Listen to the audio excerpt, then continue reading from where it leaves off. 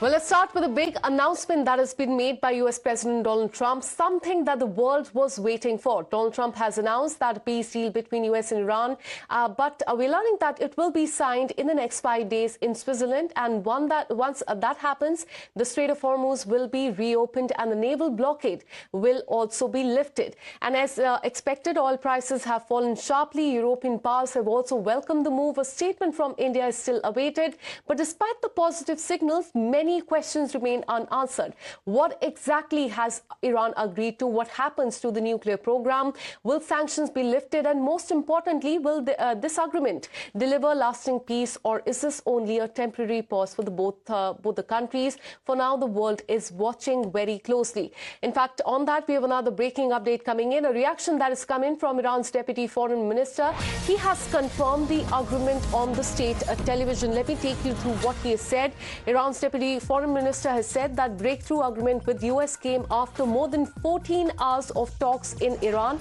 He confirmed that the deal on the state television and said that Qatar played a very important role, and the official from the country, they were involved in the discussion alongside the Iranian representatives. According to him, the negotiations were intense. They continued for most of the day before both sides reached a draft understanding. He also said that Iran will not start implementing the agreement until it is formally signed in the next 5 days, suggesting that deal is in the final procedural stage at this point in time.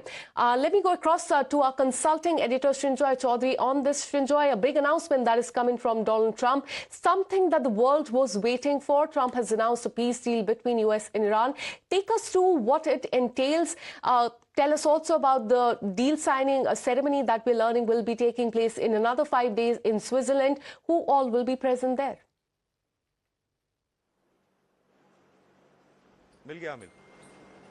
Yes, you're right.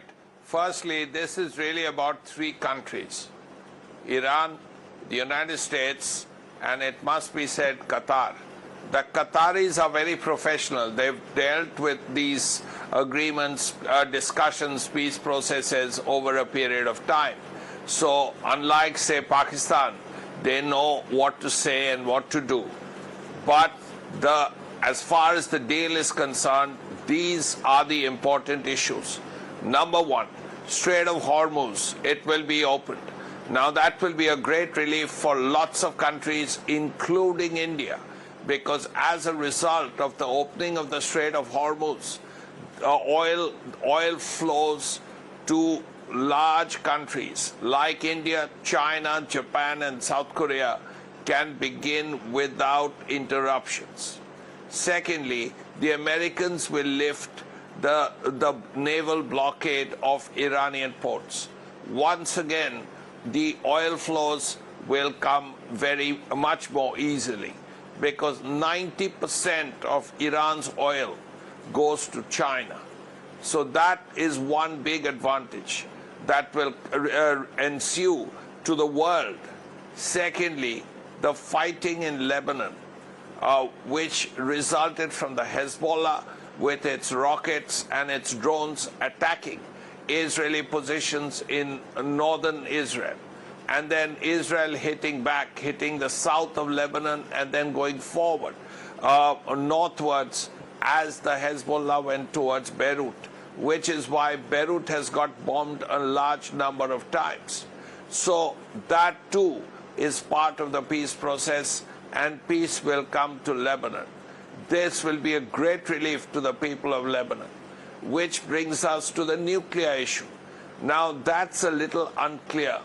Where will the nuclear dust, as Trump calls it, 460 kilos of nuclear dust, 60% enriched, where will that go?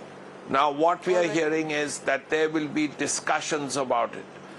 How that will go, we don't know, but that is a little unclear.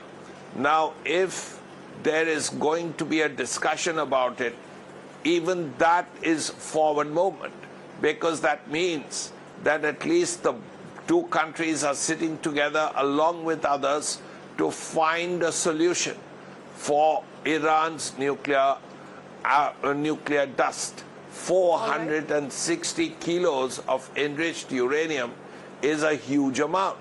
Now, that we don't know for sure how that will work out, because it's a little unclear from the statements of both sides.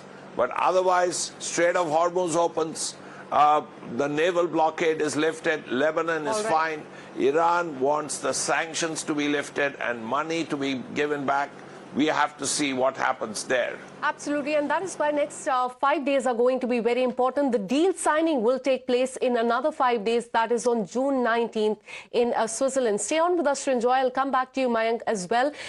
Yesterday, remember, Israel struck Lebanon, killing at least 3 people. The attack came at the very moment Trump was teasing a peace agreement to the world on social media. The optics could not have been worse for Trump, because his response was swift and unusually sharp, even by his standards. He rebuked Israeli Prime Minister directly. He said that Beirut should not have been hit. He then turned to Hezbollah, directed them not to retaliate against Israel, and to everyone in the region, he had only one message: stand down right now and make way for what he called is a long and a beautiful peace in the region. But Iran did not stay silent. Israel's strike on Beirut drew sharp condemnation from Iran and fresh fears that the deal could collapse before it is even signed. Iranian president, in fact, made one thing quite clear, that the final word rests with the supreme leader of Iran. But the other voices from Tehran set off the alarm bell. Senior Iranian MPs, they said the strikes proved that America cannot be trusted, and the trust issues that they have with the country lately. IRGC commander has also declared that army is locked and loaded, ready to strike the army targets the moment the orders come in. So on the side, there is a peace deal. On the other, armies are on standby, a supreme leader yet to speak. And meanwhile, we keep tracking all the updates from the region as well. On that, we have a breaking update.